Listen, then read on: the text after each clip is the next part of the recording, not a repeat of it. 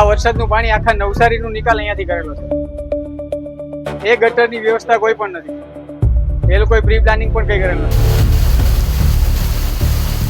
હવે એ ગટર અમે છે ને જાતે બંધ કરી દેવાના છીએ, પછી જે થાય તે નવસારી વાળાને, સરકારને, જેને જે કરવું હોય તે કરે।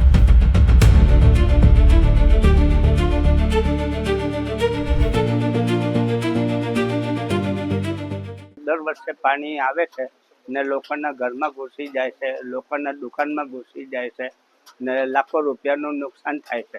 કોઈ બી ધંધાવાળો માણસ હોય, લાખો રૂપિયાનું નુકસાન થાય છે, એનું કોઈ ભરપાઈ સરકાર કરતી નથી ને આપણે એટલી જેટલી મદદ થાય એટલી મદદ સરકાર કરે।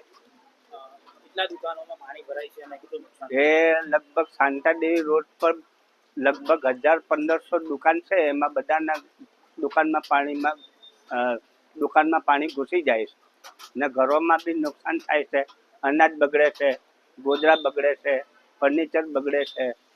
તે ભરપાઈ કોઈ નથી કરતો, ઘરના માણસ જ ભરપાઈ કરે છે। આટલા વર્ષથી વરસાદનું આટલું પાણી કોઈ દિવસ નથી આવ્યું। આ વરસાદનું પાણી આખા નવસારીનું નિકાલ અહીંયાથી કરેલો છે।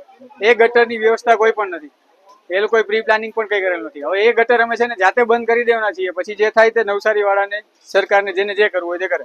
દુકાન લગભગ બધી દુકાનમાં પાણી છે અને બધા વાહનમાં પણ પાણી કરી ગયા છે। વાહન કોઈ લગભગ પાણી વગરના બાકી નથી।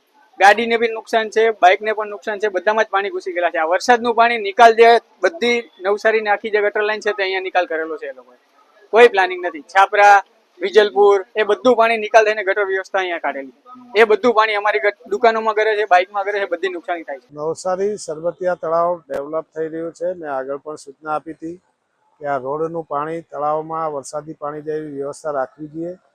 ત્યારે એજન્સીએ મને એવું જણાવ્યું કે અમે પાઇપો મૂક્યા છે, પાઇપો લેવલ જોયા વગર સાઈડ પર મૂક્યા છે, એ પણ બંધ હતા। વારંવાર કહેવા છતાં નિકાલ નહીં થતો હતો। આજે સવારે 7:30ની વિઝિટમાં પાણી ભરાતા તંત્રને મેં એમ કહ્યું 10 વાગે જેસીબી લઈને હાજર રહી।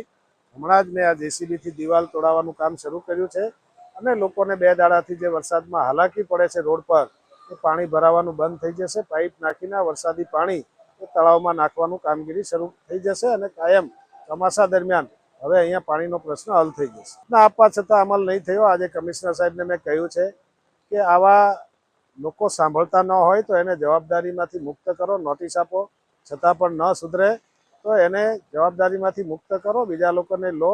1-2 વ્યક્તિને લીધે આખા શહેરની પ્રજા હેરાન થાય, બિલકુલ ચલાવી લેવામાં આવશે નહીં।